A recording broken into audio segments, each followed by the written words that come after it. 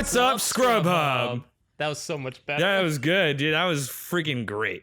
What's up? I am Doc Bishop. I think I'm going to Doc Bishop from now on. You like it? I do. Okay. At least here. Dude, I think that it's super casual and it sounds smooth. It's the Doc, baby. You know who you're talking to. Rule number 1, don't interrupt the intro, and we did that. Hey, it's fine. It don't matter. Tell me who you are. But my name is Pants, NevrEndingPants in full. And today we are talking about a legendary game. If you can't see in the title, I don't know how you even got here without reading it. It's Legend of Zelda: Ocarina of Time. It's, it's just, what can you really say about it? It's some people's most favorite game. Literally, it's number 1. I didn't tell your joke. I didn't tell. Oh, wait. That's right. I missed the joke. My name's Pants, and today we have shorts. We have shorts, because the pants thing was at one point shorts. It's a terrible joke. I'm gonna slam it every time, or I'm gonna forget it completely. It's so good. I think it'll be a great joke from here on out. I'm Pants, here shorts. Yep. Hi. What? What? We need a picture of like shorts, and you just hold it up like, here's shorts. Bam. Dude, I'm not wearing shorts. No, that'd be funny. See, that's the funny thing is, like, my name's Pants. Chris actually made this joke about me. Mm-hmm. My name's Pants, but I've never seen you in shorts, so I'm never wearing shorts, but I'm never wearing, like, when you think of pants, do you identify them as long sleeve undergarments? Or undergarments?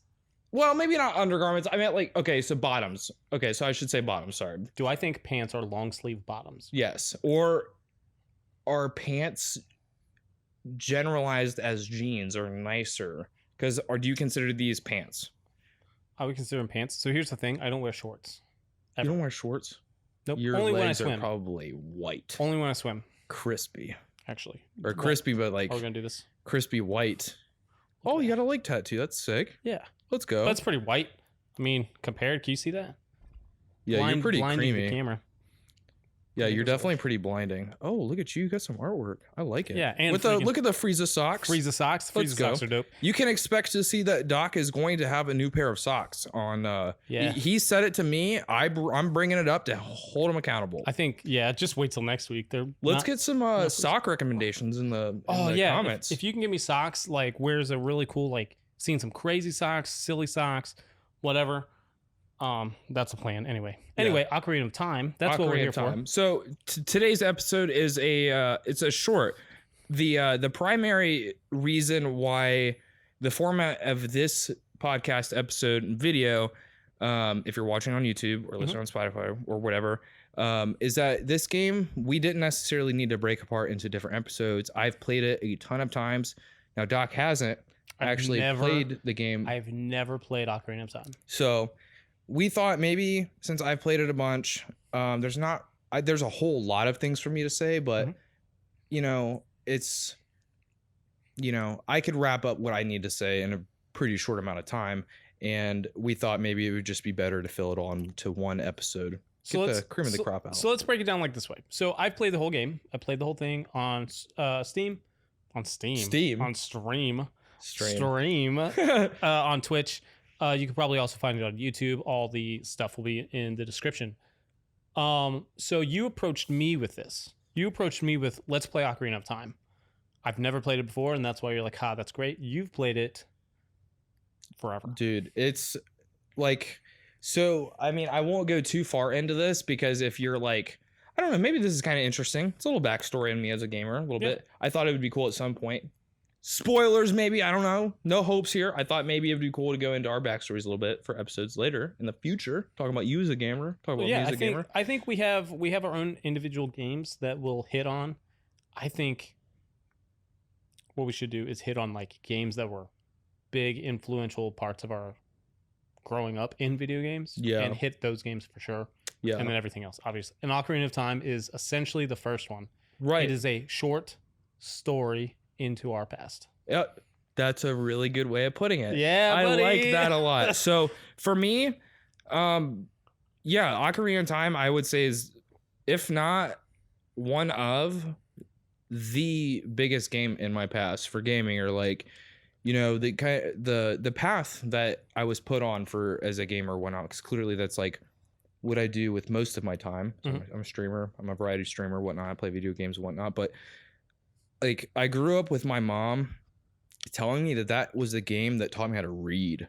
Oh wow. You know what I mean? So like, there's definitely a lot of reading. Yeah, there's a lot of like, you know, text and stuff like that. And clearly, like, she told me the age was around like 3 or whatever, you know what I mean? Like 3 years old. Because that's like when it came out. And I remember her literally buying the Jungle Green N64 that came with That's jelly. Do you still have that? no, and a crazy story on it, dude. She bought it from me. Literally, it was like ours, me and hers, because like that was kind of one way that I remember me and my mom bonding a lot, was playing Donkey Kong 64, Super Mario 64, and freaking Zelda, dude. But like, she would play those games. Obviously, I'd play a little bit, being that young, right? And I would just freaking watch her. But I grew up, you know. I remember beating that game like and telling my friends how to beat it, like in the 2nd grade, and like. That's 3rd grade, you know, and like, dude, talking about, which we'll get into later, the water temple stuff. Like, everyone always complaining, like, man, the water temple this, water temple that. And I'm like, yo, just do this.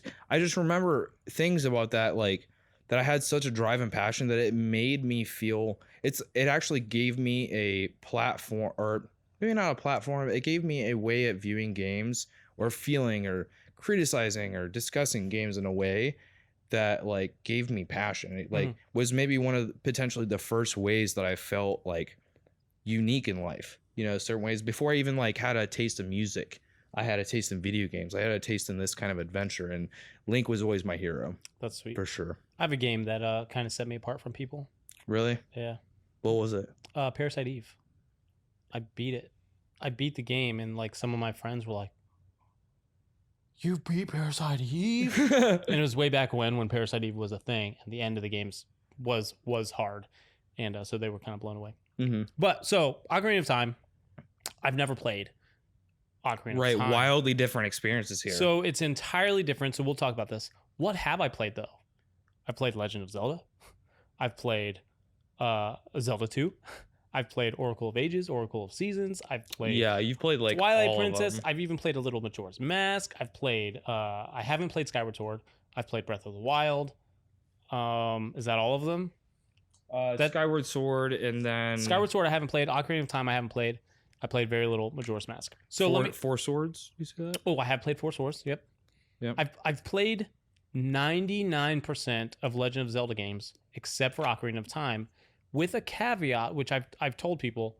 I played enough of the very beginning I knew the beginning. I knew like, hey, cool, you go this way or you go that way, or like the Gorons and all the other people. And I was like, I knew that was a thing. I knew you could do like the horse stuff. That was it. And then so since then till now, till recently, I've had minimal interaction with that game itself, but obviously I've played all the other Legend of Zeldas. So I understand the different races. I understand how to play a Legend of Zelda game. I went into all of it, and long story short, I had a good time. That's good to hear. Awesome. That's great to hear. It was super great. And yeah, I had something else I was gonna say in that train of thought. Ooh, and I totally forgot. Yeah. Right. Well, I'm glad obviously to hear that you had a good time playing the game, and it was actually kind of funny. Just briefly, and we've brought up before in like the Scrub Hub Game Club that. Oh, I remembered. You know, I have played the entire beginning section through the Deku Tree up until you get to the field of Hyrule. Yeah. That was pretty much the only part that I was like, oh, I've definitely played this. It also took me like an hour to get out of that village. Oh my gosh. Dude, it took me so long. I couldn't figure out. It took me forever to get the rupees to get the shield, because you have to buy the shield, right? And I, for the life of me, could not figure out how to get the sword. That's crazy. It's so crazy that like there were a lot of points where I had issues like that. it's just insane to me because like Ocarina of Time is one of those things that like Oh, like I said, I've been like playing this game or like at least digesting it since I was like 3. Mhm. You know what I mean? So like I don't even inherently know if I think about it as hard as I can. I don't know when I learned where to get the sword. bro. I don't know when I actually learned that Like, I had to get X amount of rupees to get the shield, and I don't know how I learned the whole game. I just like it's almost second nature. Like I Like, don't you can remember only when I learned it. you can only go to certain sections. Like, you can only go to so many places before you find out you need to go into the little crawl tunnel to go get the sword. Mm-hmm. You know what I mean? But it took me a minute. And there are parts of this game that I experienced, i.e., the silver rupee incident. That was so funny. We'll talk So about that in a comedic. minute. But there's so many parts of this game that I'm like, I don't know how we figured this stuff out as kids. I just don't know. I struggled on so many instances. So, You know, that were and- stupid, absolutely stupid. that it's like a little. It's just I don't know. It's a little strange.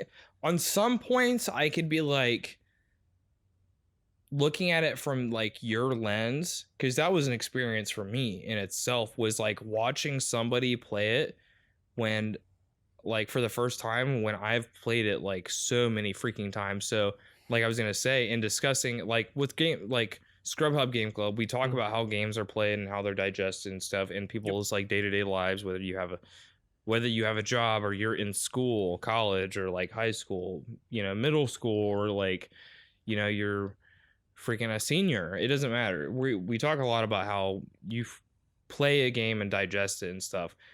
And I was like, bro, you can beat that game in like 3 days, 3 streams. I dude. did beat it in I think 3 streams. You did, but there were you put some like huge chunks of time. yeah, you put some I'm time talking in. like my last stream was 8 hours easy. Like I put Yeah. a solid 8 hours, and that was the last 2 dungeons and the final area. Yeah. Took me 8 hours. I was in the water temple for 4 hours. I was in the fire temple for 2 hours. I mean, like I watched you do some of that stuff in like 20 minutes. Yeah, dude, which is like I guess I didn't mention that either. So obviously I didn't really need to play this game again to talk about it. Doc clearly hasn't played it before, I've so never he I played had to it. play it. Yeah, he has to play it. But I was like, I'll play it. And in tradition of my stream, I do it probably like once a year. I do an annual 3-heart challenge of the game because it's my favorite game.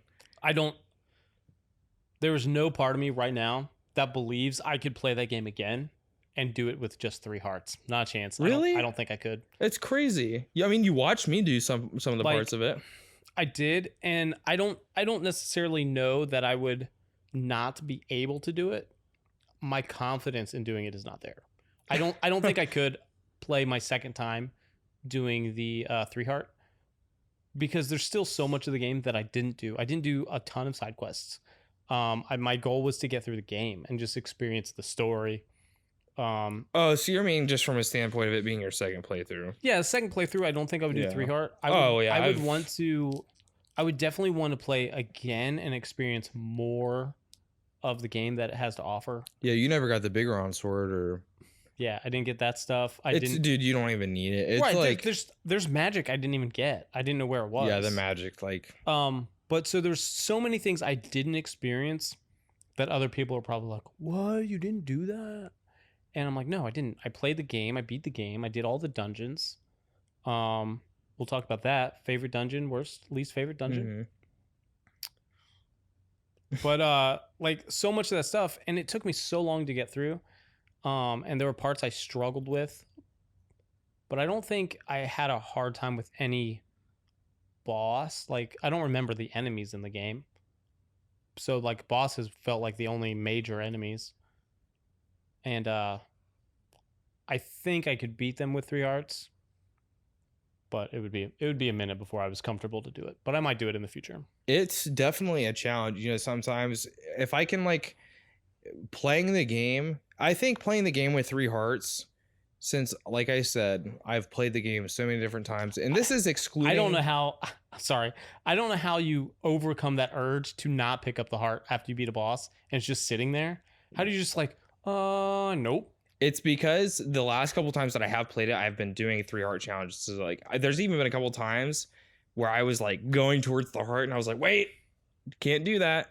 You know what I mean? I just remembered something. We'll talk about it. But so I think me having played the game a bunch, and like I was going to say, this is excluding like speedrunners, because like you guys are fucking crazy. Like the new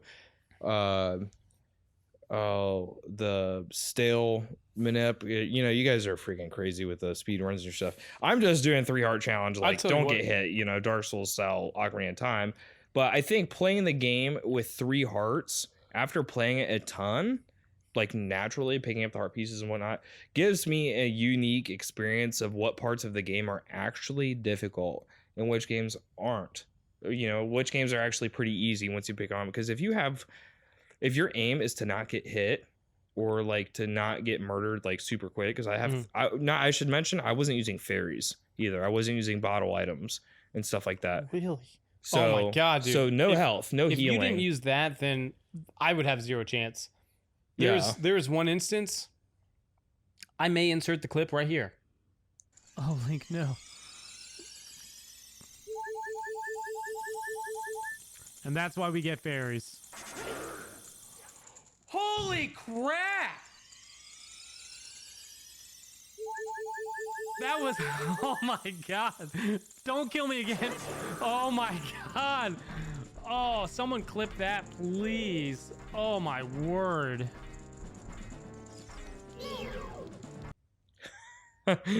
Oh yeah, that clip. If you saw this, I'm gonna try to remember. So if you saw it, if you didn't see it and you're just listening, I had 2 fairies. I had 2 bottles. I had 2 fairies. I got attacked by this guy. He hit me with his sword and it killed me. And the fairy comes out, refills your health. But where he had killed me, I got hit by a sword again. Yeah, and the it axe. killed me Yeah, instantly again. dude, it was so. And it used my second fairy, and then he almost killed me again in the same animation. Yeah, I almost died 3 times. So crazy, so crazy, dude.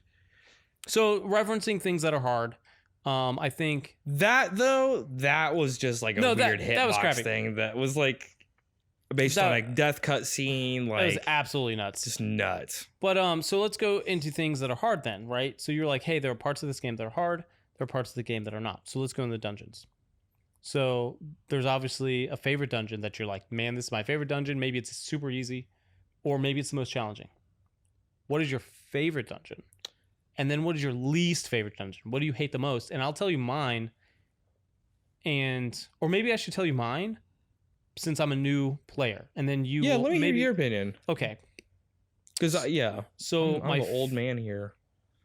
I'm trying to think of my favorite dungeon. So at the beginning, you have the Gorons. You have you have Kokiri, and then you have the Gorons, and then you have the Lord Jabu Jabu. So you have the tree, cave. The tree's the first thing, right? Jabu. Is that it? Is there not That's just the first 3. And then that's childhood. Is the tree the first one? I guess I didn't think it was. I felt like the tree was like an introduction. I mean, it kind of is. Like it's but that's a tree. That's where you get the first green. So it's like an introduction. See, I was sitting here thinking there was another one. I'm like, I can't remember. But then so that's childhood. Yeah. And then you go into. So maybe the first dungeon in the Deku Tree is my favorite because it was the easiest. That's funny. It is definitely the easiest for sure.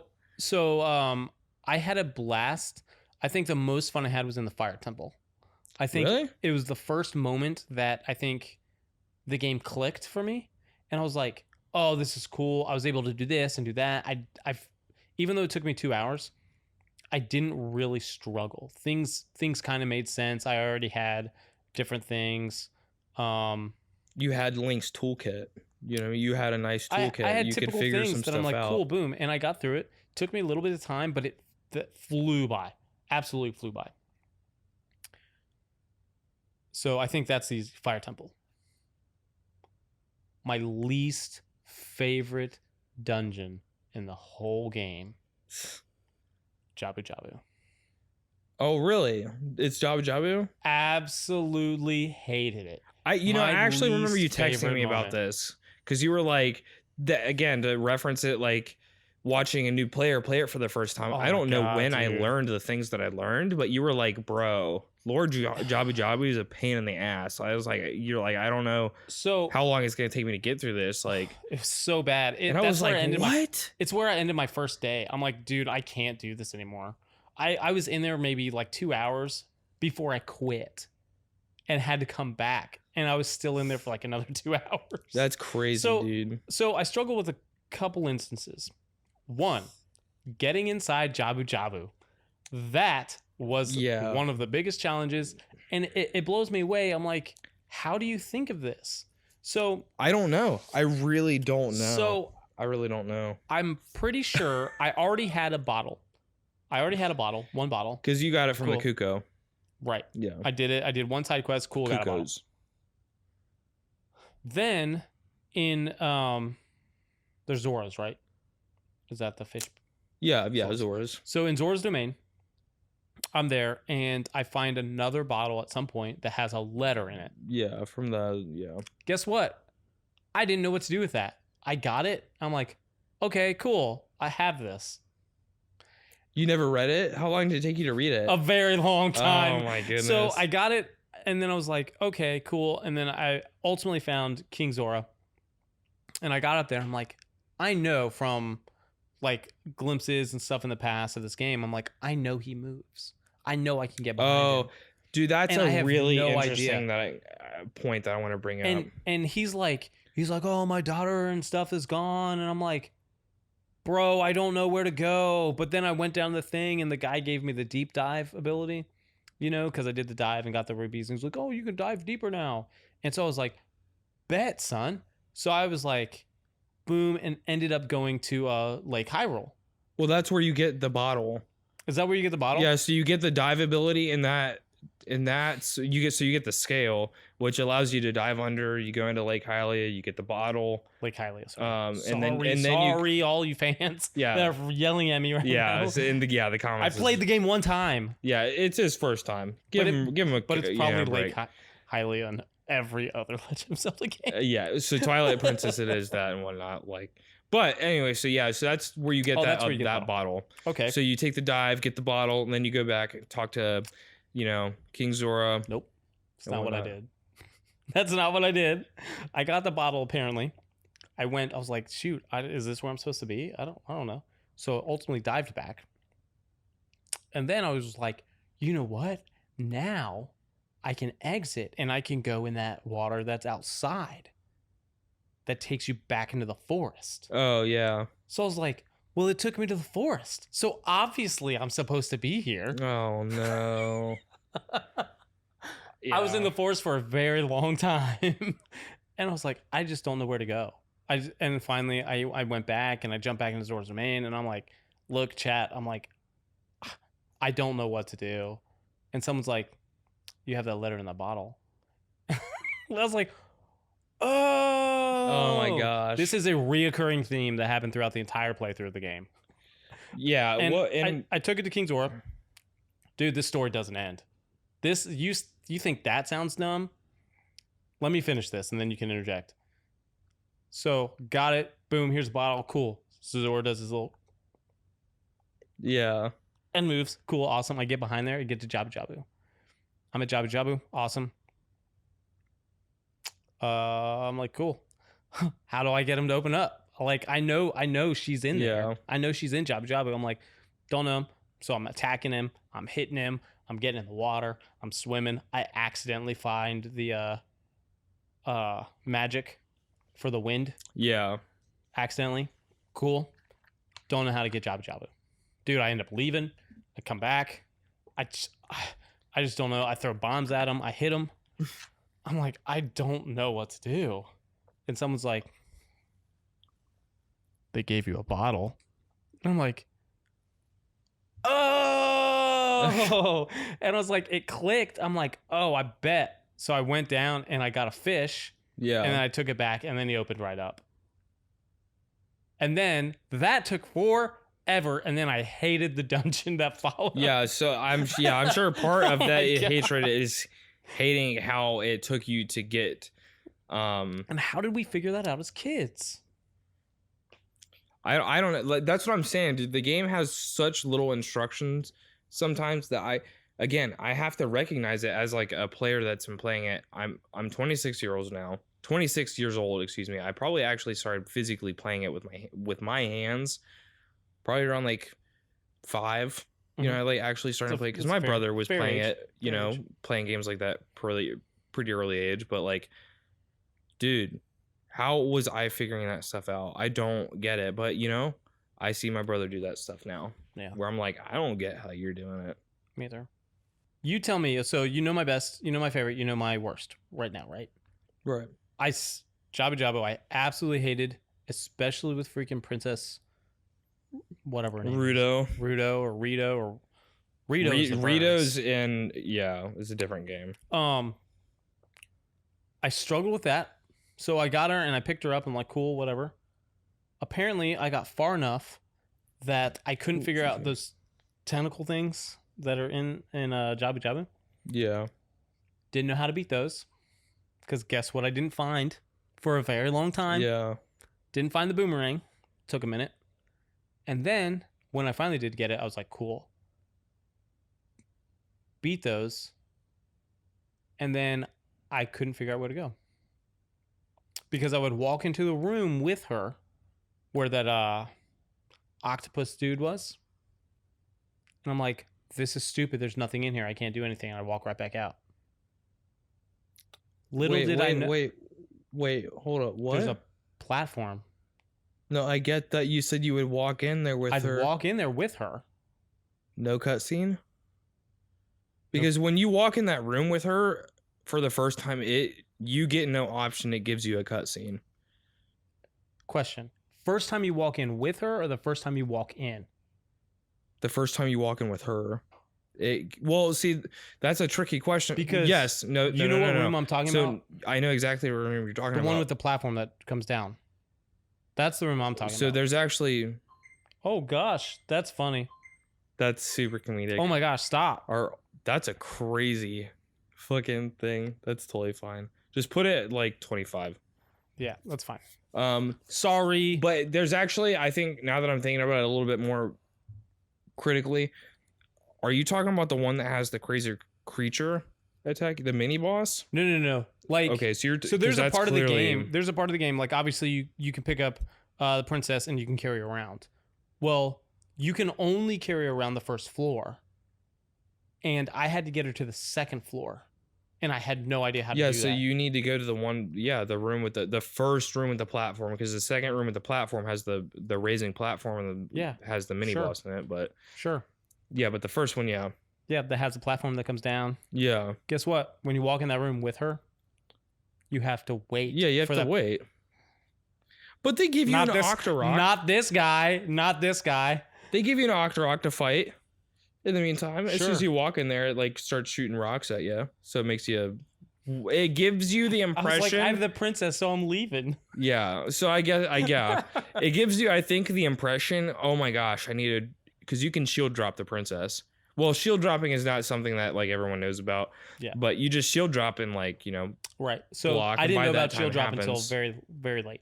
Yeah. And so I didn't know about the platform. Eventually I realized, oh crap, the platform comes down. Once I got her to the second floor, all the rest was fine. Yeah. But that beginning initial area took me 2 days. It took me so long. That's so crazy. And so many hours. That's my least favorite. I already talked about my favorite. So based on my experience, are yours similar? Are yours even close to the same favorite or least favorite? Or what are yours? I don't know. It's a little tricky because like I think it's hard for me now to have a favorite and a least favorite based on a difficulty standard, because that's what yours is based on a little bit, you know, because like Fire Temple was your favorite because it was like you felt like you were in the zone. I felt good, yeah. You felt good, you know, in that temple. And obviously Lord Jabba Jabba, you're like, God damn it, this is so clunky. Like I can't figure this out. Which I think like for me, even the water temple, I at least figured out. Yeah. It made sense, and I didn't feel stuck. So for me, like I guess I could say I have a biased answer and then I have an unbiased answer, Okay. an opinion and an unopinion. My opinion would be favorite temple is probably the Spirit Temple, Which is it's the one- the spirit or the sand. okay, the sand one. So- the one where you go in as a kid and then you come in Well- as an adult later.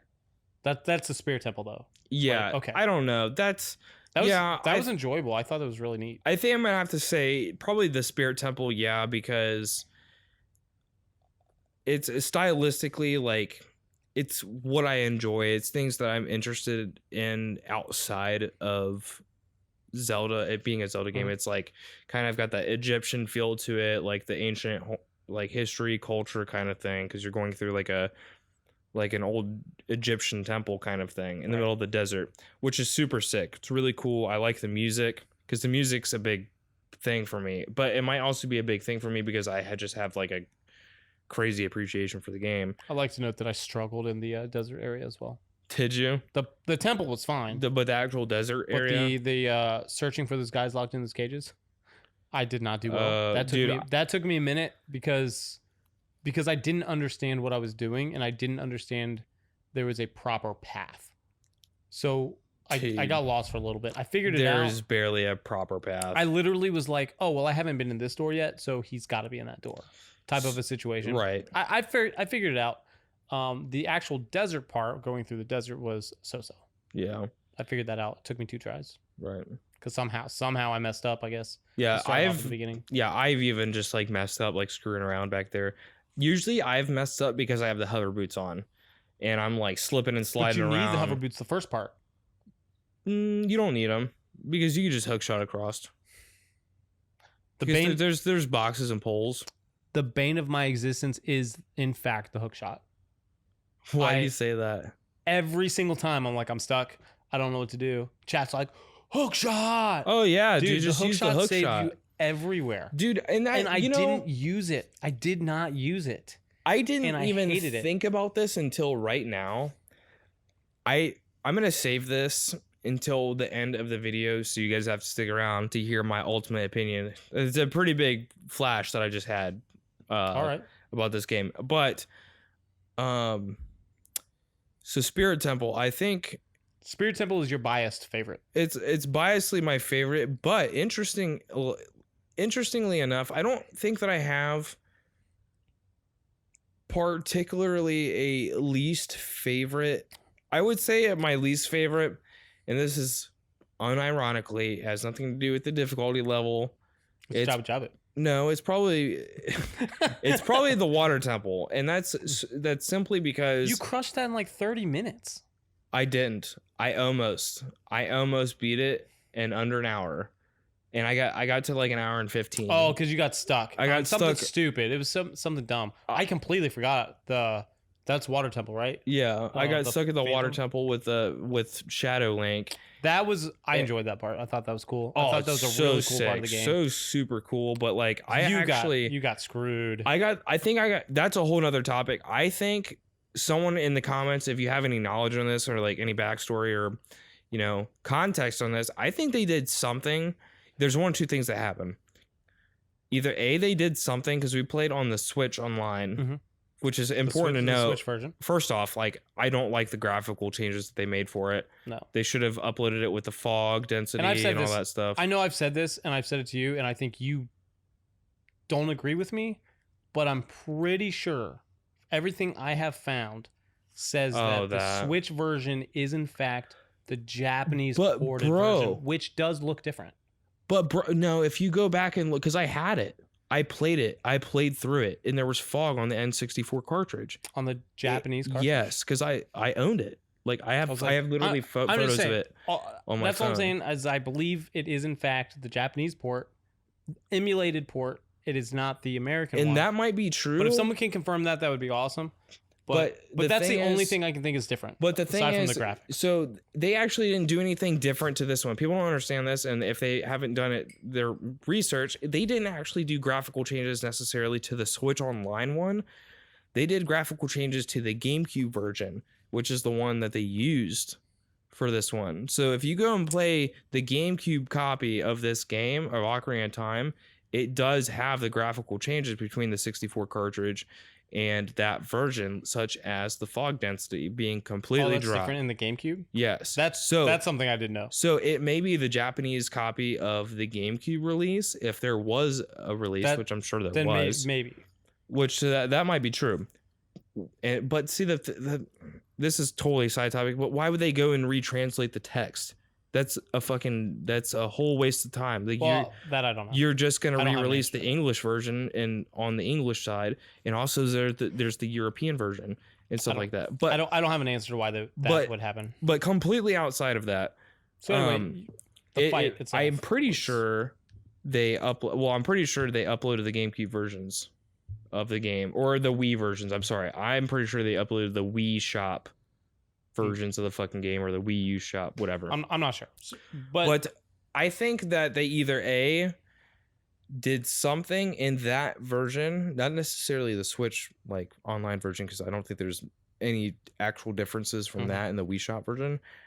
I think they either did something to AI that made him react differently in certain circumstances, or which seems weird to me, or I don't know. That's what I'm thinking about primarily. But the other side was like, I've definitely played 3 Heart challenges a few times, and some of the ways that the bosses, like, I can't recall any normal enemies right now that were doing it, but some of the bosses, the way that they were like reacting to my movement and like placing themselves in a fight was like, I was like, how the fuck am I supposed to actually, again, remind you, I've played this game right, and you so said there were things many that were times, like you've never experienced and you've never seen things, like in the Twinarova fight, literally both of them. So one sister would start to charge up, and immediately the other sister would just go behind me. Yeah. And how am I actually physically, from an artificial intelligence standpoint, like, you know, with the game actually give me the option to hit it, give me the availability to actually aim at it, which has never been a problem. Why am I not even getting the capability of completing this boss right now? I had to do some like weird shit to beat that. And so I have a comment about that, because I watched you do that fight after I had already done it, right? So let's go back to the Shadow Link real quick. You fought Shadow Link, dude. He similar to that, wrecked you. It was absolutely ridiculous. Never had that many problems. I had 0. I think I lost to him twice. Once because I had no idea what I was doing. The second time I understood what was happening and how to beat him, and I finally did. And then I got killed in the process. And then the third time I went in and I discovered the hammer cheese. The cheese, dude. I discovered it on my own without anyone telling me about it. Yeah. Dude, and I wrecked him with that hammer. It was so fast. So fast. And the health of Shadow Link is based on your health. If you have 3 hearts, he only has 3 hearts. If you have 20 hearts, are you sure that's true? He has 20 hearts. His health is, dude, I don't think that's true. It is yours. It is something that I definitely looked, because I was interested, because I watched you fight him after I did. I had already beat him, and I'm like, I didn't have the struggle, because you were like, well, maybe it's because I'm playing on 3 hearts. So it was one of those things I looked up. His heart, his health is what your health is. And I'm like, dude, you should have had no problem. You should have went in and wrecked him. But he was blocking everything you did. He was countering everything you did. He was doing everything. It was absolutely absurd. I feel like So it was a completely different experience with him. I could not tell you why maybe that was or anything. I have no idea. You got robbed. Dude, I think it's just strange because obviously, if you're playing Ocarina of Time, or if you start to play it, it'd be cool if you guys actually played it. Leave us your comments, your opinions of the game below. Yeah, that's a goal. Can we say that? Like, that's a goal. As we're playing these games, we're hoping, as we tell you what game we're playing, that you're playing this game also, and you share your experiences, be the first time, or over the last 23 years. Right, yeah, over the last freaking 23 years or whatever. But I have a comment about the twins, but I'll mention that in a minute, because it goes into our next section. Yeah, but like, you know, if you're playing this game and you're going from playing like a Dark Souls game or any number, Breath of the Wild, a different Zelda game, any number of different other games, you're gonna learn that the controls are, while they are intuitive for the time and it being the first 3-dimensional Zelda game, which is fucking impressive, you have to admit that. Oh yeah, 3D adventure. I mean, it still looks good. Yeah, it looks fucking It still looks good. great. The controls are garbage, But in my opinion. You know, but for but at the I think time, that's the controller issue, not the like. If I was playing if you with played on a 64 controller, I think it would have been cake. I think even it sometimes on a GameCube controller, it feels really nice. I nice. could see that too. But on the Switch controller, even I played on the Switch Pro controller, it was not good. Yeah, it's not great. Like, it was moments that I could tell that it was a controller issue. It wasn't necessarily my issue. It was the controller. That might be something that we actually need to. I think that's an interesting topic for another, maybe like a Switch Online episode. That's fine. Or something, because like there's plenty of other games we could play on it. Yeah, and actually test out the controls and that'd be sweet. Maybe discuss like the Switch Online thing as a whole, because that's been the only time you actually experience the game, not only for your first time, but different completely than, because you missed out on some of like I talked about, like the ambience of the game, the fog density and stuff. Like, yeah, and some of the parts that actually made the game really maybe even feel the way that it did. And I saw those differences. But also the controls. The controls are a big deal. The controls were the biggest. So the game didn't feel as good to you, even as good as it did to me the first time I played. Even if I played it 20 years ago, it didn't maybe all the way feel as good to you. But it just struggled with like menus. Like the menu, the menu was, but really there's bad. Also lag.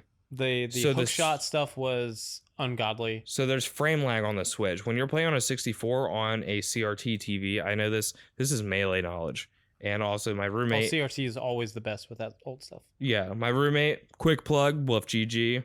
Find him on Twitch. He is he's a Super Mario 64 speedrunner, and we've had this discussion a lot because I've started to learn just briefly some of like the glitches and the cuts and skips and stuff in Ocarina of Time, because I just have like a love for the game. It's fun for me to learn those things, but the Switch does have a frame lag, which was going to completely shut down speedrunners. I don't think there's ever going to be an opportunity for speedrunning on a Switch platform for those kinds of games, because of you the would need to. you wouldn't need to, because it's not optimal or fast, but there's frame input lag. I mean, which is an issue. There are even games that utilize the other versions of the system to optimize frames. Some that run on faster frames or slower frames. Yeah. So I don't see, if it's slower, then they're just not going to use it. There's no reason to. But what I mean is that, like, when I grew up playing the game, I grew up playing, and I had an experience where the controls felt different than what you felt, because like when I was playing, it was snappy. I should like, play it on original hardware. And play the original game for sure, because it feels different. The second time I play it, I'll play it on 64. Yeah, that would be great. I'll play it on stream. It'll look different. I think that it's going to. You could even go as far as to like do upscaling. You could do some like. Oh, I mean, if I'm gonna play it on stream, it's gonna be upscaled. Yeah, you could do some like crazy upscaling with like a device and stuff like that. I have a FrameMeister. Oh, do you? Okay, but Slight flex. Where were we at? We were going to go into bosses. Is what we're going to do. I was talking about Shadow Link. Okay, so what I was saying is that if you're going from playing Dark Souls or Breath of the Wild or something a little bit more fleshed out and the controls are there and it feels great, you're gonna notice that Ocarina of Time is not as fleshed out, and that's because it came out in '98. You know what I mean? It's a fucking old game. You know what I mean? And it's also the first 3-dimensional action adventure RPG. You know what I mean? It is the first, arguably the best for its time when it came out. But I literally, during that fight, was pulling out every possible angle of the sword swing, or even my hammer. People don't even know that you can swing the hammer sideways. If you actually, I definitely didn't know. If you actually like move the control stick from like a side angle, and then swing with a stick, he'll do a side swing instead of like an over. Some people didn't know you could jump attack. Like I know you probably didn't know that you could jump attack with a hammer. The jump attack, like there were a lot of things that I didn't find out till well later, like crouch. Yeah, crouch jabbing, like jabbing. Yeah, that's something I didn't know until the very end of the game. Quick little like I guess like glitch thing, because this would be cool to show people or tell people. If you I have a question about this, but I know what you're gonna say. So if you it's just a quick. I don't understand. I'm not a fucking speedrunner. I'm not smart or anything. But you saw me using it. Mm-hmm. If you like, so your crouch jab generates the same damage numbers as the last attack that you made if you haven't Z targeted something. I'm pretty sure that's how it works. Okay. If you haven't you haven't Z targeted something, because when you Z target something, it like resets it. Because the crouch jab is just a super weird. It just didn't have the values. Yeah, it takes the value from the last attack that you perform. So if you jump attack, if you like do the Z into jump, so you do like the overslash, and then you don't Z target anything. Okay. You just R. Ooh. So I just thought of a big complaint about the Switch Online thing that we got to talk about that another time. But it saves the controller thing. It saves the damage value from the last attack. So again, that was little mechanics that made the game a little bit easier for me, just because I picked up on it. Like, so I was doing jump attack damage like super fast, like bap bap. Right, bap, and that's something I didn't learn till the beginning. I think you answered my question. My question was going to be, because I was given a couple different things. Seemingly for a couple people in chat told me, and things I read online and things I saw you do. Here's one thing that I did real quick. You got a freaking clip. Give me one too. Yeah. The one? Show the clip. Which clip were we showing? The one where I'm doing the head bob. Like, did you notice I was doing that? Is it in a clip? It was like rhythmic during the Ganon fight, like where I. All right. We'll show that clip right now. I'm so fucking mad now. They did something to this, dude. And the controls don't help. I swear they did something to it.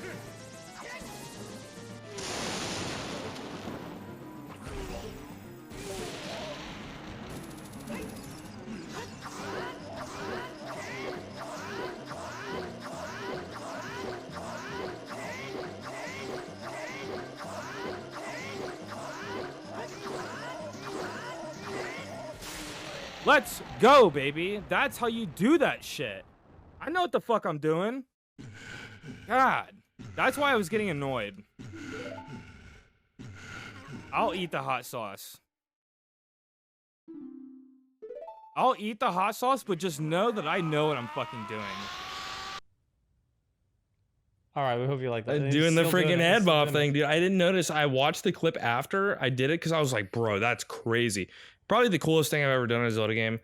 But I noticed I was doing the head bob thing, like to stay in rhythm. That's awesome. It's so funny. But what were we just talking about? We got distracted by the head bob.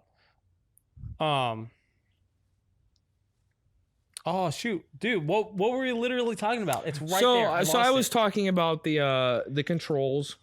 Not feeling as fleshed out. We were talking about the Nintendo Online. What were we just talking about before we talked about the Ganon? My brain literally blinked. It's like 30 seconds ago. Because the crouch jab. Yeah. So I was under the impression that the crouch jab was immediately after, if you jump slashed, that you then had the crouch jab, and as long as you were doing it immediately after, it carried the damage. You're telling me that it happens as long as you don't Z target. But if that resets it, but then there were like instances where I watched you walk into a room and you immediately jump slashed and you just carried on the whole level. Yeah. And then every time you fought an enemy, you crouch jabbed. So it seemingly carried the damage the entire time. Mm-hmm. So is that what it is? As long as you did it, it doesn't matter how much time.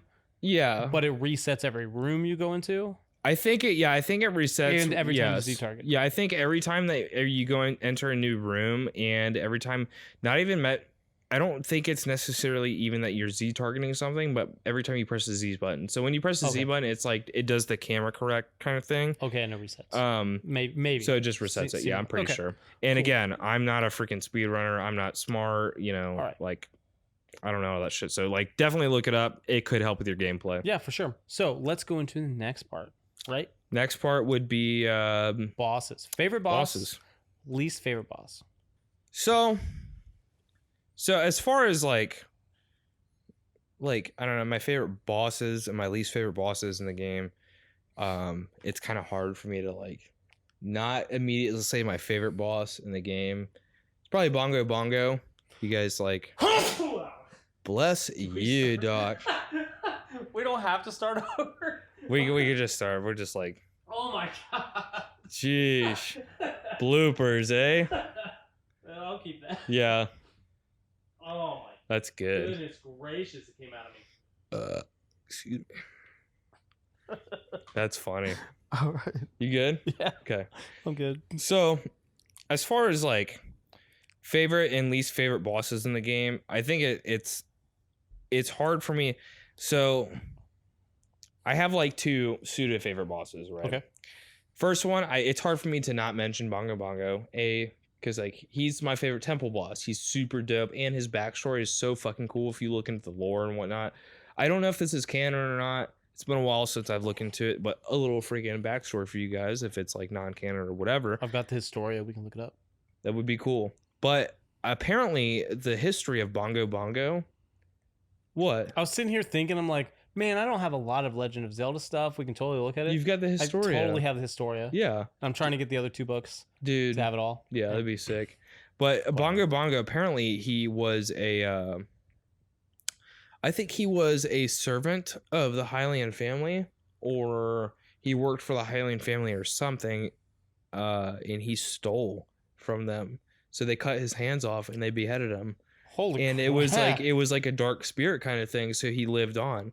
It kind of goes on with like that's super dark. Like I don't know if maybe because this is things that you didn't necessarily get to experience in the game, and I hope that I'm not. Do you want me to go into this? I don't want to spoil anything for you. I mean, it's kind of like spoilers warranted. I don't think you're going to spoil anything for me. Okay, spoilers warranted. Obviously, this is a video game podcast. We're going to talk about like we're beyond spoilers at this point. Yeah, spoiler warning. But so you talked maybe to one of the composer twins, or maybe both. Did you get the Sun Song in the graveyard? In the didn't I have to have the Sun Song at one point? Maybe not. No, I definitely did get it because I had to do it to when I got the fire arrows. It was too late in the day, so I played the Sun Song to make the sunrise. I got you. So you got that. So I had the song, yeah. That song, I don't know if you were able to dip into the lore of that at all. If you're actually in the graveyard for a little bit longer, or like read some of the graves, the composers, like, you know how there's Pose in the game, like the ghosts, but a unique like sprite, like with characteristics and stuff of a composer, like a ghost pops up.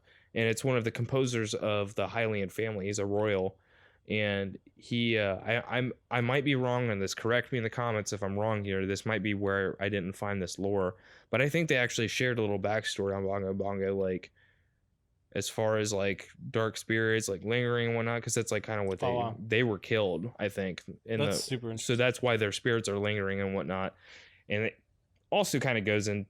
To a little bit of like the Hylian blood and how they're like a little magical, like they just have like almost, I would say, like a stronger spirit than other races. But then again, I don't even fully understand. So if you have Hylian, but then there's like, what's the Garuda? You have Garudos. Obviously, the Gorons and the Zoras are like normal, or like animalistic races where they're like.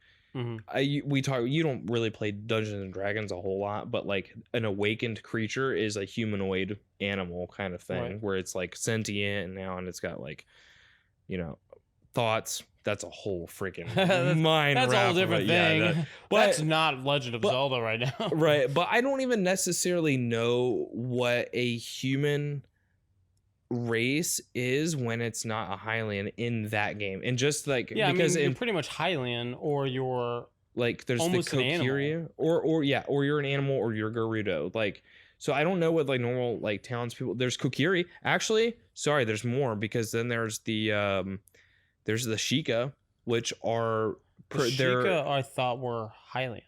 no, Or they're their own race? protectors of the Highland. Because if you go into, man, this is dipping deep into like Breath of the Wild and stuff like that. Because if you go into the Sheikah, they're their own tribe. They're not Hylian. Like they're just in alliance with the Hylians. So are they okay, never mind. But That that's like a question's whole relevant. that's a whole deep thing. But then there's also people that just live in the Kokiri, or not Kokiri, I'm sorry, the Kakariko village. I'm like, Well, yeah, because what race are you those have, people? You like, have like Link is Hylian, and that's Yes. the big Ocarina of Time. yeah, Like, that's the Link's big Hylian, thing. It's like, oh, ooh. he's Hylian, but And you technically not, learn that after he's the not first part temple. of the Deku tree. He's not Deku's He's no children. Kokiri. Yeah. Kokiri. He's not one of them. Which my understanding is they can't even leave or they die. Yeah, was they like, they oh, can't okay. leave. Well, so there's a couple that, yeah, if they leave into outside of the forest, like through the front entrance, then I'm pretty sure they die, or they become Staffo. It's something crazy. And then I'm sorry. Yeah, if they leave completely, they turn into Staffo, but if they wander into the Lost Woods, they sometimes become Skull Children. I'm pretty sure. All I know is my understanding is I think that's the lore. if they go too far away from the tree, the Deku tree, They become they're- not they're- children anymore. they're not children anymore. Yeah. So you didn't even mention the Rito. well, those are Wind Waker. The Rito are Wind Waker. The Rito don't exist. Well, I mean, they do in Breath of the Wild, And well, yeah, in Breath of the Wild, and they but do in like, Skyward Sword. but not in Ocarina of Time. Well, yeah, no, that's because they're still Zora. Zora and Rito. Are the same Yeah, thing. and see, that's a whole different little plot. That's a different It's thing, like, never mind. yeah, where the Zora become the Ritos somehow. Like, I don't get it. Which is why Breath of the Wild was crazy. Well, that's even Wind the Waker. Convergence theory. Yeah, But anyway, that's a whole different thing. But as far as like bosses, right? Because I don't know how we trailed off in that. Bongo okay. is probably my favorite temple boss. Favorite boss in general. I've just got to say Ganon. Okay. He's, Ganon, the final boss. I'd not say Ganondorf. Ganon/Ganondorf, both. Well, I mean, do they're you the want me same, to but pick they're different. between the two? No, I just wanted clarification of what you meant, because when you said Both. Ganon, I immediately thought The Ganon. pig, yeah. But if you meant Ganondorf and Ganon, then Both. then that's I fine. think it's both, dude. I think that I have an interesting story about that. maybe people can argue with this in the comments, but it's never even been like, there's never, I don't think, been I'll call back to this and nostalgia. No one's ever like done this in a video game. Like, hey, you remember this time in video game history when this was the kind of boss fight we did? But it's the boss fight with Ganondorf is iconic, unarguably. The tennis ball, style, like he shoots the energy ball at me, I have to slash it back. Like, you maybe not having, this brings up an interesting topic, which I'll bring up after, or maybe after we talk about bosses at some point, or maybe we just wait for another episode or something. But that for me is undeniably like an iconic boss fight. I mean, there are other bosses in video games that do that. Like what? Well, like later on. Okay, so let me say this off the top of my head. I don't know. And is it before Ocarina of Time? I don't know. But I do know it exists. Yeah, so, okay. But it may be like Ocarina did it first, and then. And I others hate were to be that hey, guy. That's really cool. I seriously hate to be that guy to like take my favorite video, or one of my favorite, because it's not ultimately my number one favorite video game anymore. It's not in your even top 5. Yeah, it's. I was gonna say something. I'm not gonna say it because again, you gotta wait till the end of the episode to get that stuff. Ooh. But Yeah, we need to talk about my bosses. but yeah, it's just and not in my experience have I seen that they've done that. But I wouldn't be surprised if people were like super influenced by that boss fight. You know what I I mean? can see it. I mean, it's a cool boss. I don't know. What are your thoughts? What are your favorite and least hold on. favorite boss fights? You still haven't said your least favorite, But I'm going to go out on a limb, and I think the Ganondorf fight is a little lazy, and I don't like it that much. But That's fair. But what's your least favorite? And I just think least favorite is King Dodongo, easily. Which is, hold on, let me which one is that? That's the Dodongo cave, the second stage in the game as a child, where you go to the cave with the Gorons and everything, and you literally throw the bomb in the dinosaur's mouth. He blows up. Yeah. Okay. You know what I mean? Like, I kind of cheesed that one a little. Like, I felt like I was like, oh, cool, and I figured out a way to beat it without any issue. You literally just run to the lava and let him roll past you, and then catch up. Yeah, like there's like a little corner, you just stand in it, and cool. Yeah. And the reason that it's my least favorite is because of the entire game. It is by far the one spot where it's like so easy for new players to cheese. You know what I mean? I figured it out after a little bit. I struggled for a minute, but I figured it out. And it's just like, I love the game so much. I think it's such like a solid freaking game, like front to back. But I have to pick out a weak link in the game where I'm starting to now, after 20 years of playing it, start to lose my emergence even from loving it so much. It's got to be the King Dodongo fight, just because it's so simple. It's, I don't move very much, and I beat the boss fight within 2 cycles. You know what I mean? But I should not even make that argument, because I beat the Ganondorf cycle even on 3 hearts. You saw that clip earlier. Yeah. I beat it on the second cycle and the first cycle of that fight. I only hit him once because I messed up. Yeah. And he got up again. So that second time he came around, I literally had to do almost his entire health bar. Yeah, but you did it. Yeah, but I freaking did it. But I don't know. I would definitely say that Ganon and Ganondorf are probably, of the entire game, my favorite fight. Okay. Fair enough. Okay, so let's see. I'm trying to think. What's my least? Okay. I think my least favorite fight was Ganondorf. Really? Like Ganondorf. Okay, just so that phase. From just what the you first just said part. a second ago, and I think it's reasonable. I think it's because the fight itself is cool. Like, there are parts. So he throws an electric ball at you, you bounce it back. He throws it back at you, you bounce it back.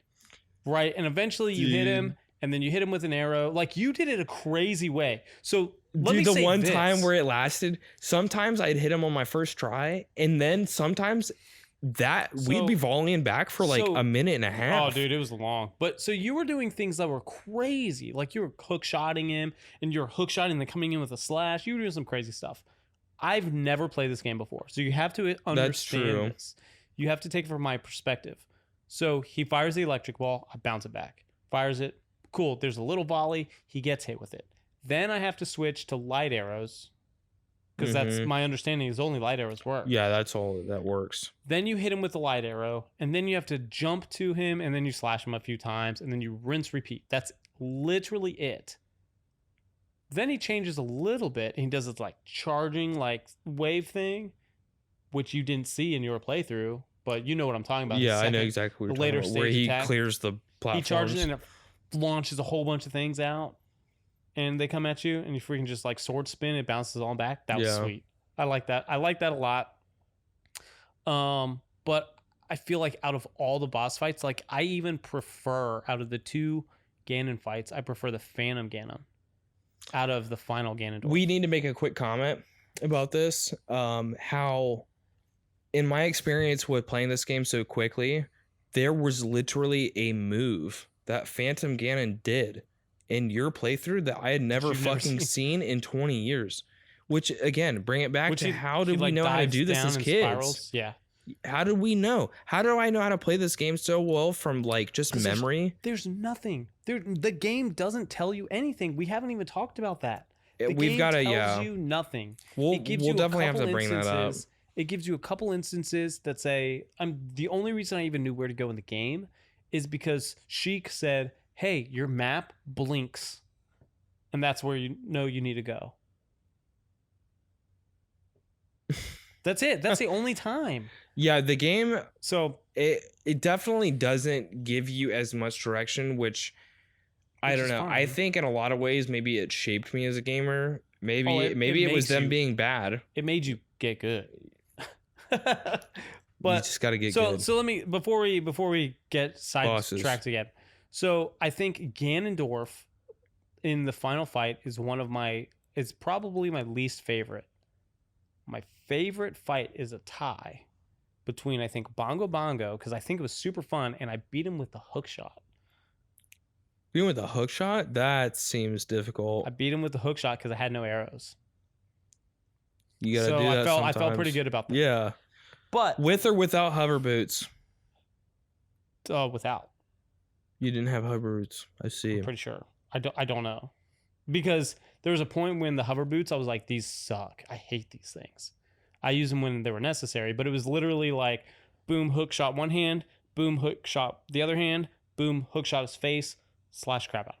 That's what I did every time I beat him. Dude. It's, one So- thing that's interesting about this game is even after as long as I've been playing it, there's still things I'm learning about it. After all this time I've been playing it, I didn't know that you could shoot his hands while they were closed. Oh, I don't know. You just I'm sure you probably were just like, I need to shoot it. Like, I'm just going to Yeah, I shoot it just to shot see him if when it his, like, works. his hand was coming at me or something. But there's times where he'll and then try to Oh, yeah, punch I you. didn't know that. When he comes at you like that, I always assumed, and see, this is the tricky part, is the game implies that since you, again, spoilers, you get the hover boots in that temple, it implies a little bit with him beating on the drum and you bouncing up and down that it's going to help for you to have the hover boots on. So you know what? Like I do recall, no, that's the reason I took the hover boots off, is because of his slamming the ground. Because you drop, you have the hover boots when you go into it and you drop down and then you hit the ground and you bounce and you sit there and float for a second. Yeah. And then as soon as he comes in, he slams the ground and it lifts you off and you're just floating there. Yeah. And I'm like, oh, buddy, I'm not dealing with me freaking floating in the air and then dropping randomly. So I took them off immediately. I remember that exactly. So again, this is our experience on the Switch. I can say definitively without that lag and you being able to react on time to actually, if because there's a certain kind of game sense you develop about a game's controls after playing it for X amount of time. And you put a lot of hours into the game after playing it. So I imagine... I probably put 25, 30 hours. Which is crazy, dude. And I imagine, by the time you got to the Shadow Temple and Bongo Bongo, you felt pretty comfortable with the controls. No. Especially I had to beat him with a hook shot. Again, hook shot is a bane of my existence. Yeah, that's pretty clunky. I hated that weapon so much. But I would like to, in a perfect world, I would like to feel or think that you would like to feel that someone's going to be comfortable with the controls of a game after that many hours, you know what I mean? And again, I've also already said that if I was playing with a game, GameCube. Maybe GameCube or an N64, but an N64 controller, I guarantee, I could just feel while I'm playing. There were moments where I'm like, man, because I'm familiar with an N64 controller, I'm like, I guarantee I would have not so many issues.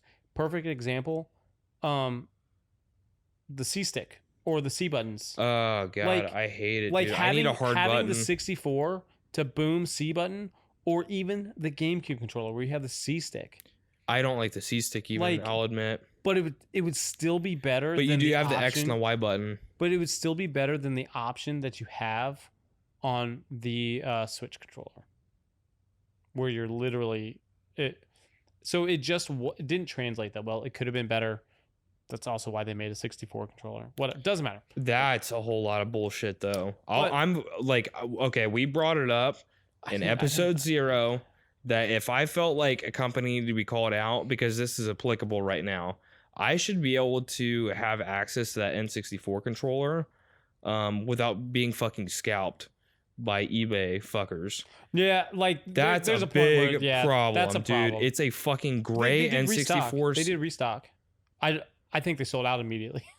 All right, there's a Nintendo episode. Nintendo episode Scrub Hub Shorts. It's coming at some point because I'm mad. I'm so mad. Well, let's get our data together and then we'll approach it. But anyway, my bosses. Man, I'm fucking spiced up right now, dude. I'm talking about bosses. Okay. Let me talk about bosses. So I said it was a tie between Bongo Bongo. Right. I already told you my least favorite is Ganondorf. Bongo Bongo and the twins.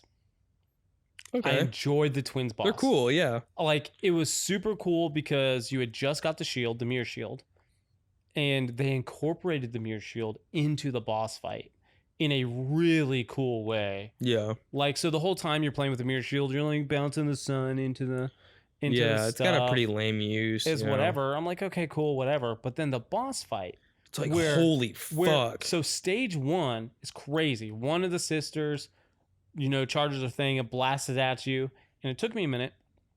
But then you figure out, like, oh, cool, you bounce it into the other one. It hits them. Mm-hmm. That's awesome. Then you get to stage 2, which I thought was crazy. It's so freaking cool, dude. Where, like, you have to basically collect 3 of those charges, dude, and blast it right back at them. That was crazy awesome also. So that's probably my favorite. And Bongo Bongo, they were both really cool and really unique. But I think the twins wins out on my favorite. So I'm going to piggyback off of what you said. You had an issue with the twins that you're like, I've never had this issue before. You're like, oh, every time whatever, the other one would fly around. I had that issue at the very beginning, but it sounds like you're like, no, that's not how it's supposed to happen. Like, you made it sound like this is not the way it's supposed to happen. Dude. I should be able to get it. Okay? I swear, on the 64, it felt different. And you say that. So, but I experienced the exact same thing. One would come at me and I understood, oh, I have to bounce it at her. Cool. But she's flying away. And I'm like, man, what do I need to do? Like, I problem solved it while you were like, this isn't. I was pretty stuck in my ways. Yeah. And so I'm like, well, which wasted time what do I have for to me. do? And why the heck is she flying around? And then I was like, oh, well, like, so you have this platform, but then there's 4 little platforms. Yeah, there's around. like And I was like, okay, well, I'll jump on these farthest platforms and do it that way and see if that changes. And it definitely did. It resolved the issue, yeah. I could immediately attack the other one, right? There was still a couple of times for me, though, where you watched it. There were a couple moments, probably even for me, if I went back and looked at it, where it's kind of like, you go to bounce it and she's just shy of it. And you're like, oh, bro, she was behind me. But my point is, it all changed when I got on those outside platforms. And it all changed when you got on those outside platforms. As soon as you got on an outside platform, you killed her. It was almost without an issue. It was a little bit different, but like I said, she was they were both still kind of like going behind me though. But you definitely ultimately didn't struggle. Yeah, I didn't like struggle before. as nearly as much, but ultimately I can definitively say, and again, let us know your experience in the comments. I know there's going to be people that have, again, like me, played this game a ton. There's going to be people like Doc that have played it on the Switch online for their first time. That's the only version. So, like... Right, that's the only one that you've played. That's something we should obviously, and we have addressed it, but obviously, I completely 100% admit, of course, regardless of the emulation and the transfer and the whatever, there's 100% a difference between original hardware and Nintendo 64, a difference between the GameCube version, a difference between the Wii Shop version, console version, and the Switch version. Yeah, they all have their differences. It doesn't matter which version they emulated. It doesn't matter whatever. Like, I don't think anyone went in and changed the AI. But bro, I swear on this one, it feels like they did. But I can acknowledge the fact that taking a software from a different powerhouse, a different console, and putting on a different one is going to cause things to potentially interact in a weird way. And so I can admit that. Of course it's different. So yeah, my Switch experience is going to be completely different. People are going to be like, you should play it on the 64. I will. I will play on the 64. I think I wanted to do that. And I actually looked today. I don't own it on the 64. I'm bummed because I actually had recently. When you do get it though, let me help you get it, because hey, some freaking knowledge for you guys. If you guys are collectors, wanting to get this stuff, make sure that you get the 1.0 cartridge, because the 1.0 is the 1.0 gold guaranteed, or is there different versions in the gold? There are different versions of the gold. So there's Can you get a gray 1.0? Yeah, you can get gray 1.0s. So that's what I had. I had a 1.0 in the gold, 1.0 in the gray, both of which were English, and then I had a 1.0 in the Japanese, the black label, which was a gray cartridge. But make sure that you guys get the 1.0 cartridge, which also you guys pick up those freaking Japanese cartridges now, because those are super cheap right now, and they're not going to be like that for forever. Yeah. Quick snippet or whatever, but yeah, I had each of those, but the 1.0s, you can do all the glitches and stuff on them still, and when you fight Ganon, he has red blood instead of green. Ooh, which is freaking I don't it's know cool. I don't know if I noticed it. Green blood. And in the I think I told you this a little bit, but in the fire temple, the two different things, some of the symbols that are on the blocks are different. There's like a religious symbol of like an Islamic religious symbol, and then some of the music in the fire temple as well is actually just like a religious thing. So they actually very quickly snapped and brought out the 1.1s, which don't have that I'll stuff. have to keep in mind and keep a lookout for that, because I don't have it, so I know I need to at least get 3 copies of it. So one of those I'll make sure to be 1.0. One of each. So we've talked a lot about the game. Yep. One major thing that it's a hot topical of Ocarina of Time, Water Temple. How do you feel about it? It sucked. Next topic. We don't need to talk about it. Great. I'm glad that as a community we can move past it. We don't need to talk about it. I want to make one comment. Two comments. One, it took me 4 hours to do the Water Temple. It took me barely over an hour, and I'm fucking mad about it. Man. It would have been 38 minutes. Let me go back and watch that boss in the Water Temple. The freaking the Morpho. Yeah, Morpho. Yeah, that's super cool boss. Too. I like that boss fight. It was cool, but anyway, so the Water Temple sucked. I've heard Majora's Mask. 38 minutes. I was told Majora's Mask Water Temple is worse. Yes, it is, because in Ocarina of Time, we're not going to go into this in much further. We just literally said we weren't going to talk about it. But the main difference is, and the tricky thing about Ocarina of Time is, when you make a mistake after already progressing through the temple, you need to actually go all the way back and reset the water levels. Yeah. To go back. Same with Majora's Mask, but with Majora's Mask, there's weird shortcuts and like additional levers and things that you need to turn on for level, like, is it the same water temple? Pressures. It's not. No, it's different. But I need to play Majora's Mask. Let us know if you guys want us to play it down in the comments. I'll say this: if you've got this far, I've only played Majora's Mask a little bit, and I hated the idea because my little brain at the time, when I was a kid, could not grasp what you're supposed to do. I couldn't beat it as a kid. Let me say, I beat Ocarina of Time as a kid. Couldn't beat Majora's Mask. I might be able to do it now, especially after playing Ocarina of Time. Like, the fundamentals are there. Yes. Now, so I might be able to do it. It's, again, little bit of backstory on Majora's Mask. Majora's Mask was actually, for some of you that know, maybe we can find like a stupid little photo to throw up real quick. Maybe I can find it and send it to you or something. There was actually supposed to be like a disc attachment to go on the bottom of the N64. They were working with compact disc at the time. 64 CD. Yep, 64 CD. So you were going to enter a CD.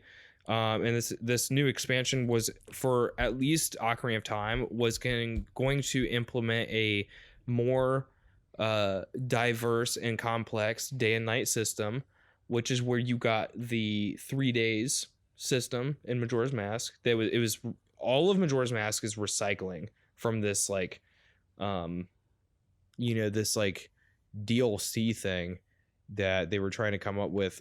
Super cool backstory if you guys haven't looked into it. Majora's Mask is just like it's got a lot of really cool backstory to it. Anywhere, all the way from like the guy who made it, the guy who came up with the ideas, and the guy that like was pushing it, like how the game was like recycled bits from this like DLC kind of, Can I add a bit of knowledge? Have you seen, well, not knowledge about the game. Did you see that they recreated the Gosh darn it! You were talking. I looked it up. I forgot what it was called.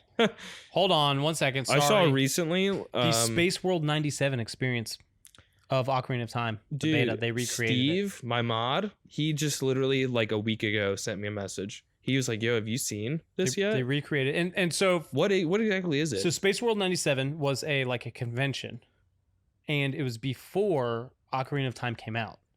So it was a playable demo of Ocarina of Time. So they released that? Wait, they if it's recreated it. They were able to recreate it from the original. The original. So that wasn't something that was public.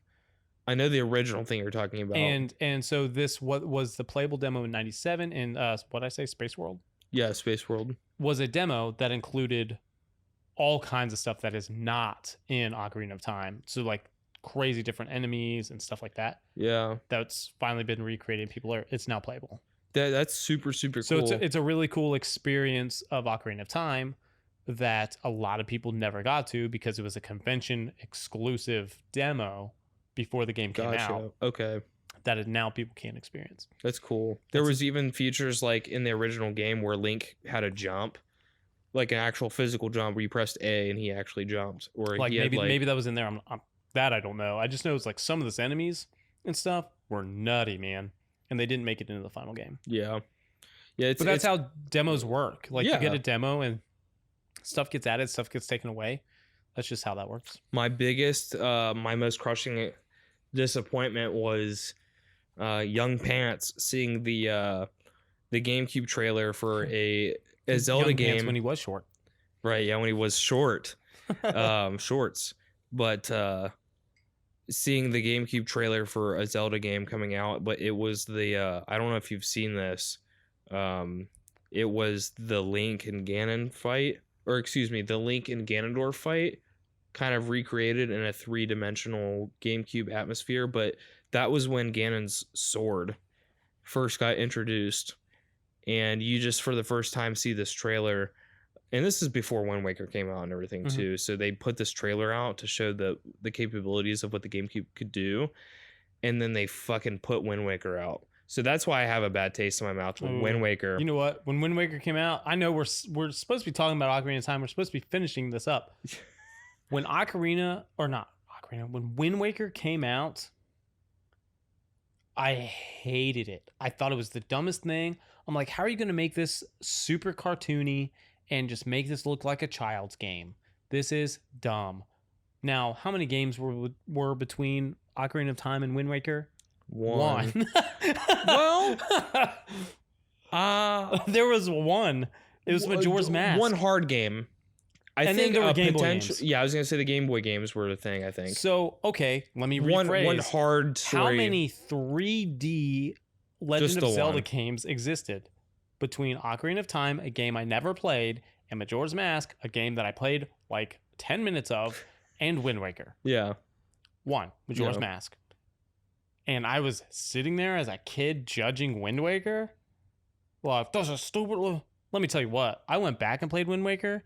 It is easily one of my favorite Legend of Zelda games. I would even almost argue now, looking about it. Oh, we didn't talk about Phantom Hour. Like when I was naming off the games, there was Phantom Hourglass and Spirit Tracks and all those. Minish Cap. I played all those too. That's which, for as much of a Zelda fan as I am, I haven't played some of those DS ones because I didn't invest in a time. Which bad. We're gonna have to have maybe like a Nintendo/Zelda themed episode that's just really going into our opinions about like the company and the series. And I think maybe we could rank them or something. That would be cool, like a top 10 Zelda game kind of thing. You know, even so that means like 4 or 5 games are going to be excluded. Yeah, but that's fine. I think some of them need to be excluded. But I think now hearing your perspective on that from. They had Ocarina of Time. They released Majora's Mask. We know that Majora's Mask was tricky. You know, not every player was going to be able to do it because there has to be something to clap at that though. Like, man, you guys put Ocarina of Time out, which is a classic, and then you put Majora's Mask out, which is pretty much the same game mechanically, but it was just actually fucking hard. And I think it's equally accepted as it is hated as well. Like people. It's one of the most controversial for sure. And most of it is because people don't like the time mechanic. that Majora's Mask implemented. And I'm like, yep, I think that is the single most reason, because I don't understand. It's that or the beginning of the game. I didn't understand what did you have to do, and if you didn't do the right thing, you started over. And I'm like, this is dumb.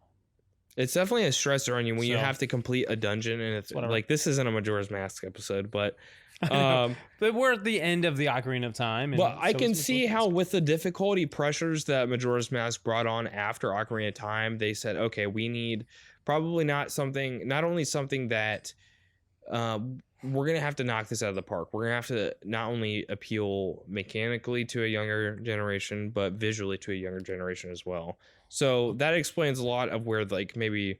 There was a terrifying moon falling out of the sky going to kill everybody. Yeah, so maybe they were like, all right, let's draw back a little bit, guys. Like, all right, let's not make it so deep. I mean, come on. Yeah, that friggin' moon. And then there's the lore aspect. The whole... let's not. Okay. Majora's Mask episode. Water temple. Water temple. We don't need to talk sucks. about it. So we've talked about bosses. We've talked about favorite levels. We've talked about whatever. We played the entire game. I played it for my first time. I want to make one comment about the very end of the game, which I think is really cool for me, right? So I've never played this game before, but I've pretty much seen bits and pieces and chunks. The final fight with Ganondorf and Ganon, something I've never seen in my entire life. Got to experience it 100% spoiler free. I was going to say, because I feel like with this game being so popular, you playing it for the first time so late in the game, I imagine that a lot of it was ruined for you. A lot of stuff I've Like the Jabu Jabu, like Lord or King Zora doing the scoot thing. Yeah, like there were things that I've seen before, Which is from fine. other people playing. You're like still going to enjoy it. the big spoiler, Sheik Yeah. being Smash Bro. I mean, Yeah. like Smash Brothers ruined the Sheik Zelda thing. Yeah, for the me. reveal. So it's like, oh, what? That's crazy. I think me and my chat called every time we saw Sheik, we're like, it's a Smash guy. Oh, yeah. It's, whoa, It's that's Smash Sheik Bros. from Smash. I said, hey, it's Smash Melee, is what I said. I called Sheik Smash Melee all the time. That's funny. And so like that was a thing, and then when it was revealed it was Zelda, we're like, what happened? Oh, my God. We're like, Smash Melee got its own game. Sheik downbeat. People are saying that. Dude, in chat. the They're like, Sheik, "Downbeat? the Sheik's trying to Sheik needs a recover, downbeat." turning into that Zelda, trying to get And, back to stage. So anyway, the whole end of the game, the whole last chunk of the game, like when you're in all of it, Ganon's castle, I've never experienced any of that ever. I've never seen it. I didn't know what I was doing. It was one of the best parts of the game. The entire game was Ganon's castle. That whole experience was phenomenal. Even though, like, I went in, I was like, oh my God, I'm going to hate this. Tell you what, you know those rooms where you hit all the different things? Mhm. The very first one, I was like, these are going to be mini dungeons of all these dungeons. First one I did was the water. Oh, that's As soon as I great. walked in, I was like, oh, All the ice water. and everything. I went to yeah. water. I was like, Yeah. oh, this is a mini dungeon. And then it completed it instantly. I was like, okay, that's not bad. Which is funny relative to the quote unquote supposed difficulty of the water temple, the ice cavern, and dually the Ganon counterpart to that, the mini dungeon in Ganon's castle, being primarily ice and whatnot, was relatively easy. Oh, I mean, like, In as soon as I comparison to the water finished it, temple. like, I expected, because you do all that, since now we're talking about the end of the game, I think this is relevant. You do all those 6 different things, and obviously you get the new gauntlets and stuff. And I was expecting there to be a whole nother section. I wasn't expecting just those 6 mini things. I was I wanted to get it done in 2 hours. It took me 2 hours. I think 2 hours and a little bit more. But I was like, oh man, I'm going to be here forever. I was like, I'm going to do these. It's going to go into another huge section. I'm going to have to do an actual legitimate like dungeon. Nope. That's the part that then I might have this clip. Oh, I may not. If I do, you'll see it. But like that point where like Zelda's helping you and like you're running out now. Yeah, the escape. So after the Ganondorf fight, I'm like running and like she's like following me. I'm like, I don't need you, Zelda. And I run down the whole thing and I get stopped at the gate. I'm like, Yeah. what? Like, And then- God damn it. I'm come like, on. wait, what is this? And then she walks up and raises it. And Yeah. I'm like, I'm sorry. I guess I need you. Yeah, I guess I do need you. It was so I take funny. it back. I didn't mean it. I wish like now I'm thinking, I'm like, I'm sorry, baby. I'm sorry, girl. Dude, at one point, I was talking about, this is not even irrelevant, but I like was making jokes in my stream about how like I had Zelda on speed dial and I was like, I'm her drug dealer, and like, dude, I don't know how my chat makes these fucking jokes, dude. Oh my gosh. So funny. Yeah, but I mean, so the whole last, I feel like for me as coming into it brand new, the whole Ganon's Castle experience was super special because it was not a single bit was spoiled for me. I got to experience it 100% legitimate, and that made the game for me. That was like, okay, this game's cool, this game's okay, but you can go back and watch it. I was like, this was amazing, and it made me definitely want to play it again. That's so. epic, dude. I think that they did a really good job. You know, from a gamer's standpoint, I would oftentimes expect a lot out of the finale of a game. Like, dude, I want the begrudging dungeon. I want the, you know, the fucking heartbreak where I'm like, man, I really want to just finish this game, but this is really tough. Like, I've got to take a break. I've got to come back to it. But like you said, the end of Ocarina of Time is actually quite breezy. You know what I mean? You go in there, it's not too difficult. But I expected a boss rush, honestly. yeah, they very easily could have.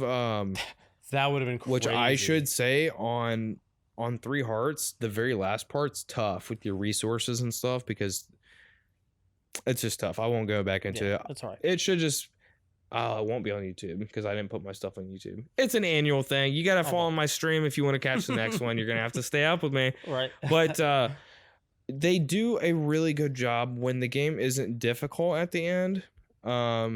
Again, I played on 3 Hearts, so I mean there's gonna be a difficulty weird already. yeah, it's Like, gonna be a weird difficulty that I made for you myself. were taking one hit from things and just almost dying almost instantly. Oh yeah, the last fight with Ganon, yeah, that was it was a no one matter shot. what. I couldn't get hit. Which, by the way, this most recent run, the reason I didn't actually upload it to YouTube is because I got to the end of it and I got stumped because like I said, my resources were fucked.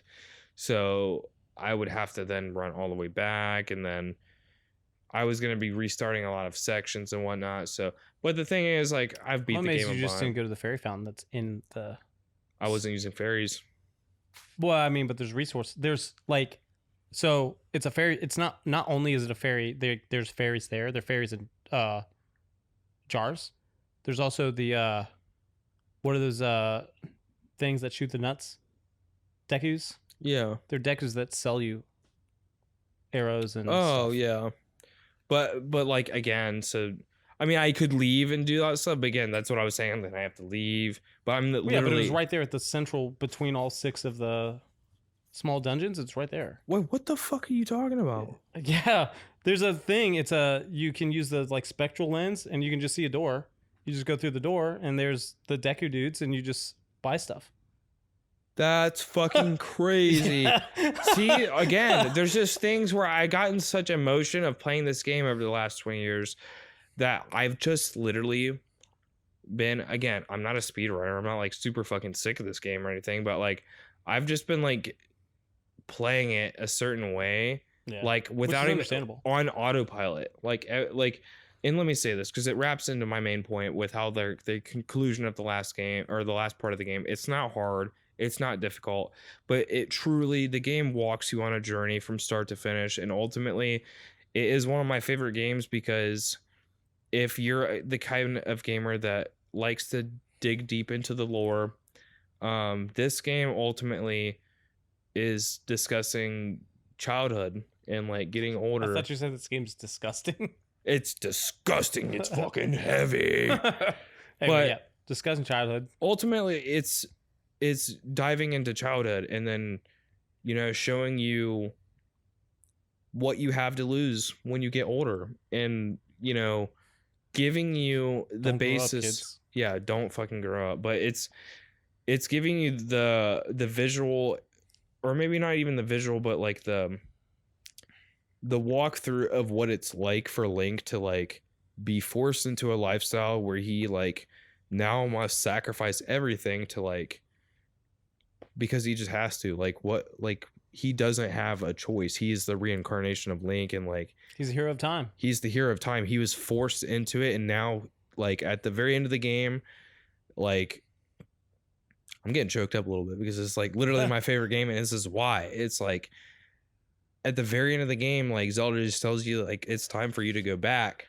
like to where you're meant to be, and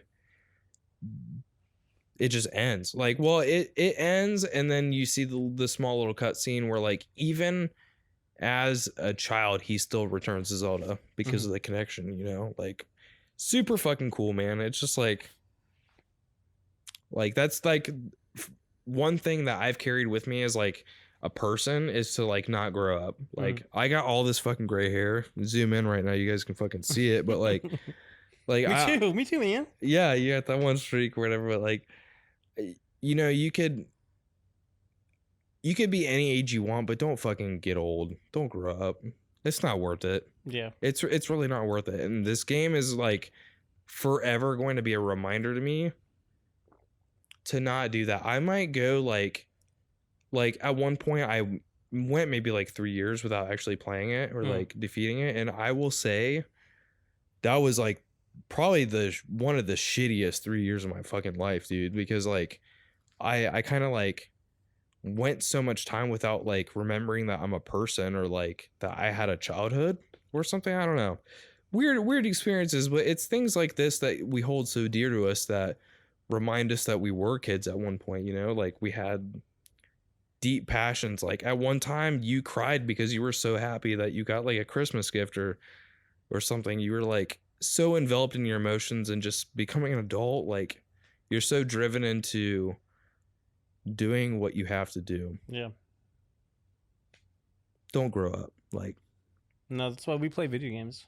that's why we play video games, and that's why we do all this stuff, so that we can share these emotional connections with you guys. And it's not always going to be this deep. I'm sorry. I've got And that's such a freaking frog in my throat right now, dude. It's Like, all right. I just That- love like this it's- game so much. Like I said at the beginning, like this is Scrub Hub Shorts, a short, brief story about our growing up in video games. Yeah. I I think that's a really good. whatever I said the first time was better than what I just said, like because it was boom right there. It was snappy. It was But good. I mean, like yeah, short story of our life. Yeah, I think just a little bit of That insight, and I Took think 3 hours, but yeah, it took a freaking long time, but you're gonna be able to see what it was like for us as gamers growing up, and eventually we're gonna run out of shit to talk about. You know what I mean? These shorts are gonna be like a little bit more newer stuff, and maybe the criteria for what makes a shorts game really does define its length, or maybe it's or, content. Yeah, I think or, like currently we went into this taking it as, hey, this is a short, maybe not a short podcast or short video if you're watching this, but like we talked about the entire game, right? So we have two different formats now. We have shorts and we have longs. long format, yeah. Long format, which might take a few episodes. Yeah. So, and you'll see that obviously next week. Yep, that will be next week, and we are coming back with another episode of Mortal Shell. I'm very excited to get into that second episode. We have a I don't know, I would say, because obviously it's continual. This podcast is ever growing, and it is organic. As we are creating these episodes, we are still playing these games with you guys in the community, which is the whole premise of having this podcast. But I would say, after since the last time we made that episode, we've got some opinions, we've got some thoughts. Oh yeah, and you'll be able to listen to that next week. And if you didn't already watch did I say last week? I meant next week. It's You'll last week's episode. No. Like you'll be able to see our thoughts next week. But if you haven't seen last week's episode, Mortal Shell Part 1, Yeah. check that out before you watch Part 2 next week. Because like you said, we have So good context on where our opinions kind of are shifted and viewed. Not to give you any kind of If you really like the game, only watch episode 1. yeah, you might want to stick to episode 1, but it'll be great discussion nonetheless. We all always talk in terms of progression and getting better, but you know what? I think that's a good wrap up to what are your thoughts on Ocarina of Time? Do you think it lived up to your standards? Tell you what, I said this before. Ocarina of Time is the Legend of Zelda game that will make me never play Legend of Zelda ever again. Why is that, Doc? Because nothing exists except for Ocarina of Time. Fucking mic drop, bitch. But in all reality, my cop-out answer is it was phenomenal. It was great. I had a blast. I'll play it again. Is it the greatest? I don't know. I think the greatest Legend of Zelda game is the one you're playing at that time. It's probably a good thing. That's probably a good answer. But I will revisit Ocarina of Time for sure. It's a super, super solid game. If you guys haven't played it, you can find it on the Switch now with the Switch Online Network thing. Which is, if you've never played it before and you have a Switch, it's worth it. I think it's worth it despite our issues but we were comparing it to old As stuff. a veteran, I'm not in love with it, but hey, dude, I get to play Ocarina of Time legitimately on the go. Yeah, it's easy, it's accessible. It's there. Nintendo put the work in. So cool. Well, Doc, where can they find you, dude? Oh, they can find me on Twitch. They can find me on YouTube. They can find me on Instagram. They can find me, I think, all those places at whatever it is at RX_Bishop_MD. There you go. What about you? Mouthful. You can find me on Twitch, YouTube, Facebook, Twitter, Instagram. I've been really liking Twitter. Follow me on Twitter. That's the main plug right here. But you can find me on all those social media platforms as NevrEndingPants for the most part. On Twitch currently, no. Because when this releases, I've been able to fix it. So on all social media platforms, it's NevrEndingPants without the second E in never. You could see it probably somewhere below. But that's basically it. We'll see about that. Right. But my name is Pants. I'm Doc Bishop. And the one piece of advice that we can leave you guys with is, if you're not good, get good. You guys have a wonderful week, and we'll see you guys next time on freaking game.